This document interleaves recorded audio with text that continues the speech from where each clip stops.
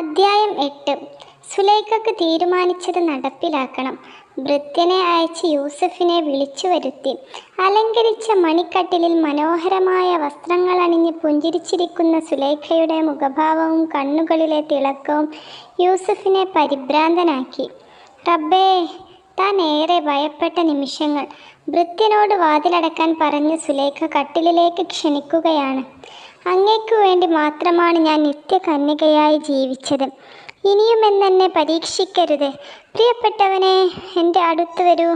പ്രലോഭനവും ദൈന്യതയുള്ള സുലൈഖയുടെ മുഖവും നോക്കി യൂസുഫ് പറഞ്ഞു, സ്രഷ്ടാവായ അള്ളാഹുവാണ് എൻ്റെ അഭയം. എൻ്റെ താമസവും ജീവിതവും അവൻ്റെ ഔദാര്യത്തിലാണ്. എന്നിട്ടും ഞാൻ അക്രമം പ്രവർത്തിക്കണമെന്നോ? അധർമ്മം ഒരിക്കലും വിജയിക്കില്ല.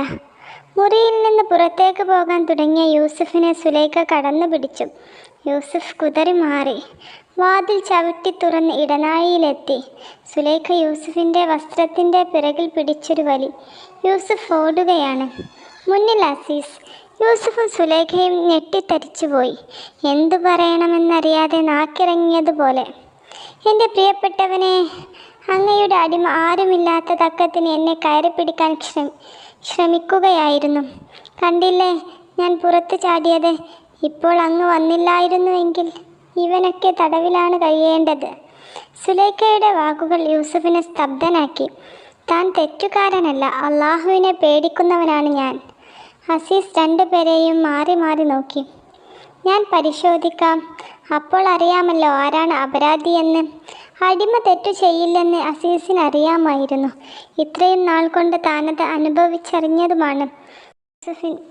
അസീസ് യൂസുഫിൻ്റെ വസ്ത്രം പരിശോധിച്ചു. പിറകുവശം കീറി പറഞ്ഞിട്ടുണ്ട്.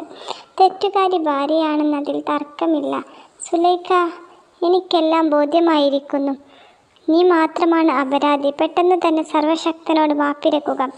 അസീസ് വിവേകിയാണ്. ഭാര്യ തെറ്റു ചെയ്യാൻ കാരണം സാഹചര്യങ്ങളുടെ സമ്മർദ്ദമാണ്. വിവാഹ ജീവിതം നിഷിദ്ധമായവനാണല്ലോ താൻ. മോനെ യൂസുഫ്, നീ വിഷമിക്കരുത്. ഇക്കാര്യം മറന്നു കളയുക. ഇനി ഇങ്ങനെ സംഭവിക്കാതിരിക്കട്ടെ. അപവാദങ്ങളിൽ നിന്ന് രക്ഷപ്പെടുത്തിയ സർവശക്തനെ യൂസുഫ് വാനോളം പുകഴ്ത്തി. 9. വർഷം 1 കഴിഞ്ഞു. യൂസുഫ് കൂടുതൽ സുന്ദരനും സൽസ്വഭാവിയുമായി. അതിനിടയിലാണ് അസീസിൻ്റെ മരണം. യൂസുഫ് കൂടുതൽ പരിഭ്രാന്തനായി.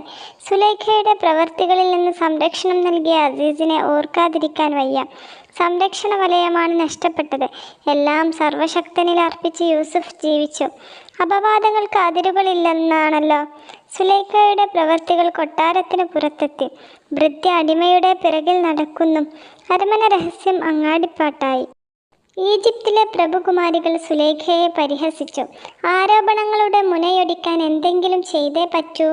കേവലം അടിമയോ ഭൃത്യനോ അല്ല, ആരെയും മോഹിപ്പിക്കുന്ന സുന്ദരനാണ് താൻ പ്രാപിക്കാൻ ശ്രമിച്ച യൂസുഫ് എന്ന് അവരെ ബോധ്യപ്പെടുത്തണം.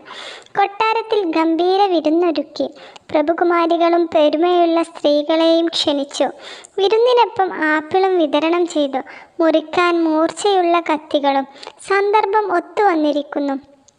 സുലൈഖ യൂസുഫിനെ വിളിച്ചു. മനോഹരമായ വസ്ത്രങ്ങൾ അണിഞ്ഞ് യൂസുഫ് എത്തി.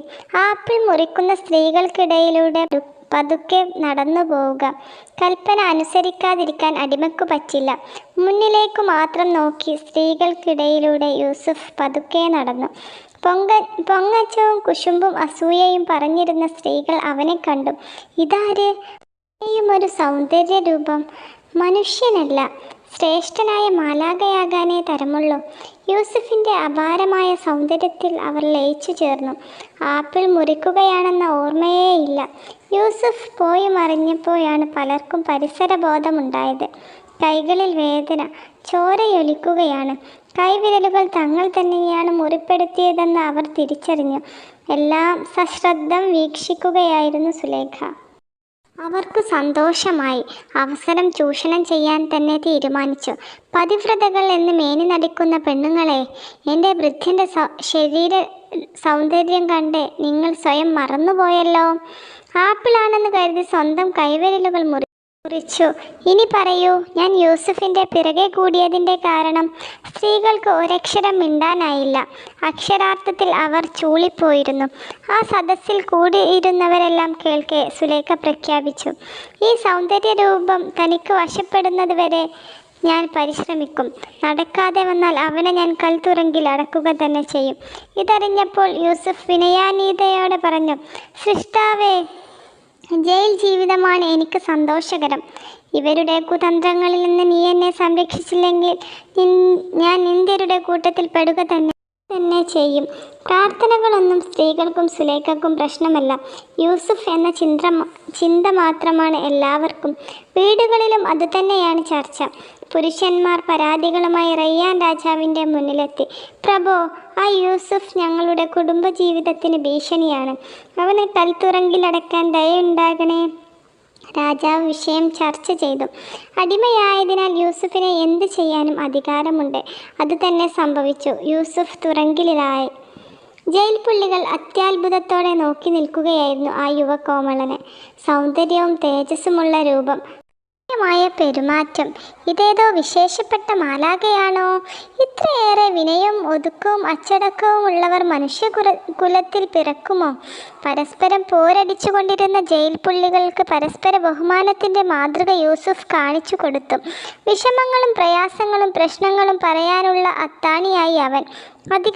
അവർ യൂസുഫിന് ചുറ്റുമാണ്. ഏകദൈവത്തിലുള്ള വിശ്വാസം അവർ അനുഭവിച്ചറിഞ്ഞു.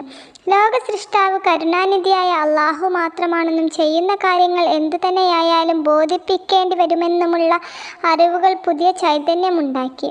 കാലമേറെ കടന്നുപോയി. യൂസുഫിന് പല മാറ്റങ്ങളും ഉണ്ടായി. മിക്ക നേരങ്ങളിലും ആരാധനയും ധ്യാനവുമാണ്. അദ്ദേഹം പ്രവാചകനായി. ഇനി ഉത്തരവാദിത്തങ്ങൾ ഭാരിച്ചതാണ്. ജയിൽ പുള്ളികൾ അദ്ദേഹത്തെ വിശ്വസിച്ചു. ഉപദേശങ്ങൾ സ്നേഹപൂർവ്വം സ്വീകരിച്ചു. പ്രവാചകന്റെ സ്വപ്നവ്യാഖ്യാനം ആവേശകരമായിരുന്നു.